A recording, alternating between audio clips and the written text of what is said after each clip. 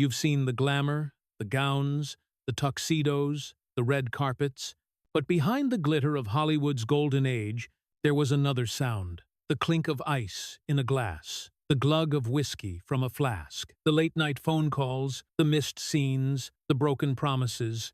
Because for many stars of the 1930, 40 seconds, and 50 seconds, alcohol wasn't just a drink. It was a crutch, a shield, sometimes a slow poison.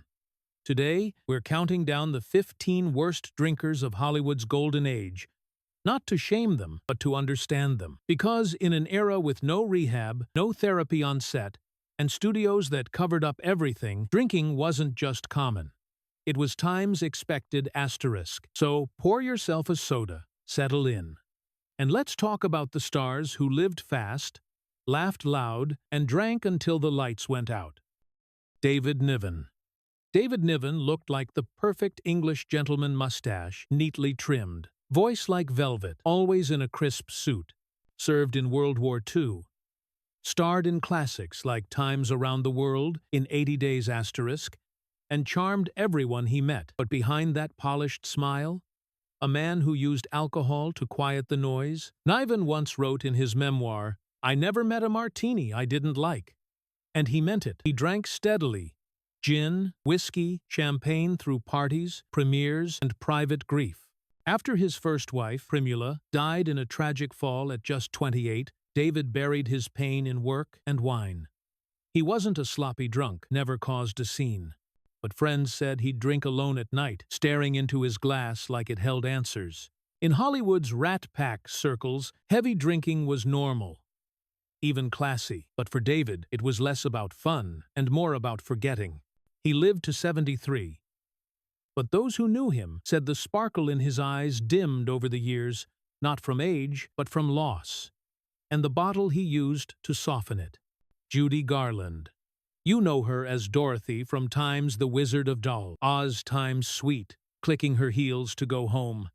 But off-screen, Judy Garland never really found home, and she drank to fill the hole. Her troubles started young. As a child star at MGM, studio bosses gave her amphetamines to stay awake, barbiturates to sleep. A dangerous cocktail that wrecked her body and mind. She was using alcohol to calm her nerves before performances. As an adult, the drinking got worse. She'd show up late to sets, get lines, or collapse from exhaustion. Studios fired her, fans turned on her. But Judy kept singing through broken marriages, financial ruin, and deep depression. She married 5 times, each relationship tangled with love and bottles of vodka hidden in her dressing room. She tried to quit many times, but without real support, relapse was almost guaranteed. Judy died at just 47 from an accidental overdose. But alcohol had been slowly killing her for decades. Her voice gave joy to millions, but no one knew how much she was hurting inside. Spencer Tracy. Spencer Tracy was one of Hollywood's greatest actors. 2-time Oscar winner, intense, real, unforgettable in films like Time's Guess Who's Coming to Dinner. But he was also a lifelong alcoholic who once said, "I don't drink to get drunk, I drink to stay sober." Tracy started drinking in his 20 and never really stopped. He'd arrive on set with whiskey breath, argue with directors, disappear for days. Yet somehow, when the camera rolled, his drinking strained his marriage. He and his wife, Louise, stayed legally married for appearances. But he lived with Katharine Hepburn for 25 years. Even she admitted, Spencer's drinking was a beast we all had to live with. He tried quitting, went to hospital, swore off liquor, then fell off the wagon again. The guilt ate at him. He'd call friends at 3 a.m., crying, saying he was worthless. He died of a heart attack at 67. His liver long damaged, his body worn thin.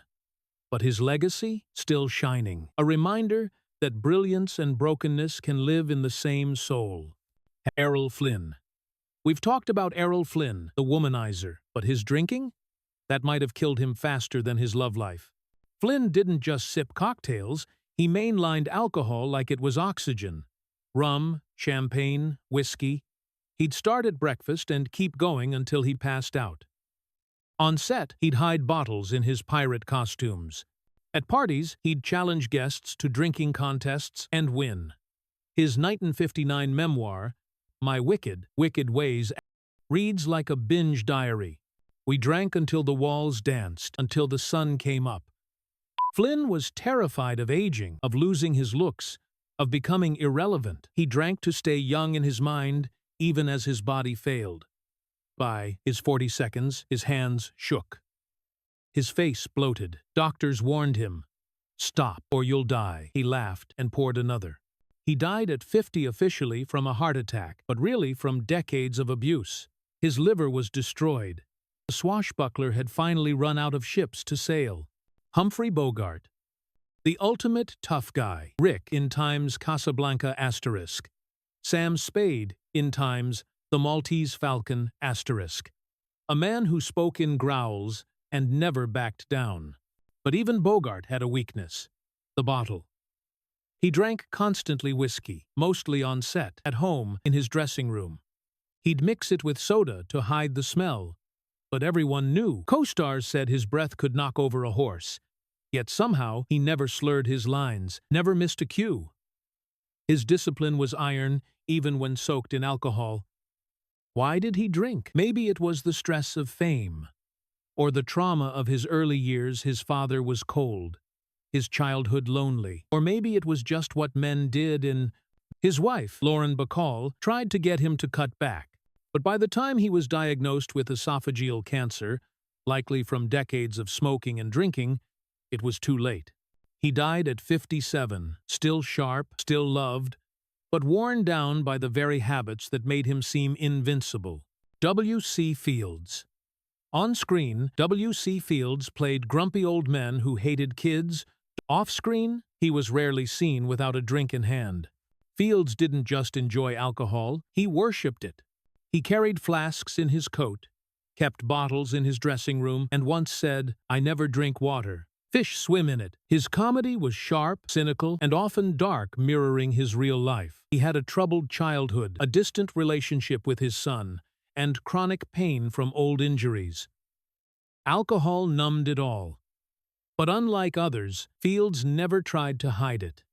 He joked about it openly. In interviews, he'd say things like, "I cook with wine. Sometimes I even add it to the food."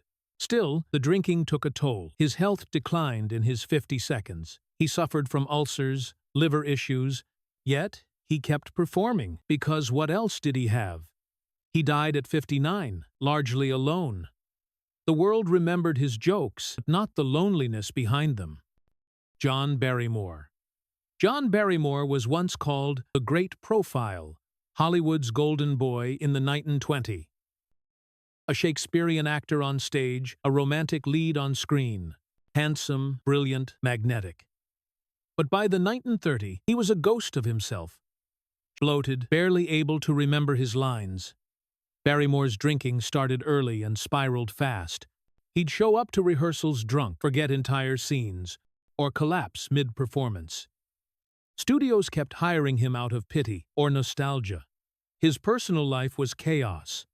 4 marriages, friends who gave up on him. He once pawned his Oscar just to buy booze. In rare, sober moments, his genius still flashed. People said, when John was clear, he was the best who ever lived. But those moments grew rarer. He died at 60 penniless, in a borrowed bed. A tragic fall for a man who once stood at the top of the world. Montgomery Clift. Montgomery Clift was Hollywood's brooding heartthrob, stunning in times, a place in the sun, intense in times from here to eternity. But Monty wasn't built for the spotlight. He was shy, intellectual, and deeply insecure. After a near-fatal car crash in 1956, his pain was managed with pills and alcohol. He began mixing whiskey with painkillers, then tranquilizers, then anything that dulled the ache, physical and emotional. He'd show up to sets, late. Confused, sometimes unable to speak. Co-stars like Elizabeth Taylor, his close friend, tried to help, but Monty refused rehab. He said, "I don't want to be fixed. I just want the noise to stop." His performances grew erratic. Studios dropped him.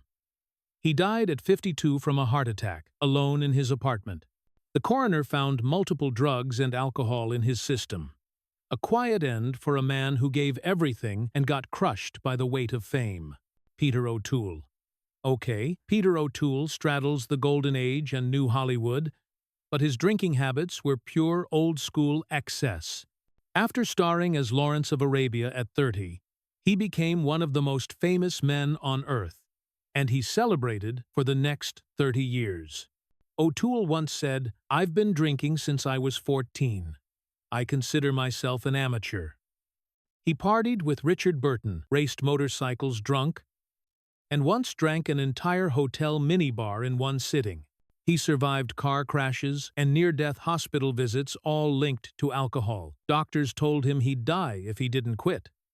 So at 52, he finally did. But the damage was done. His health never fully recovered. Still, he kept acting, nominated for 8 Oscars, never winning, but always respected.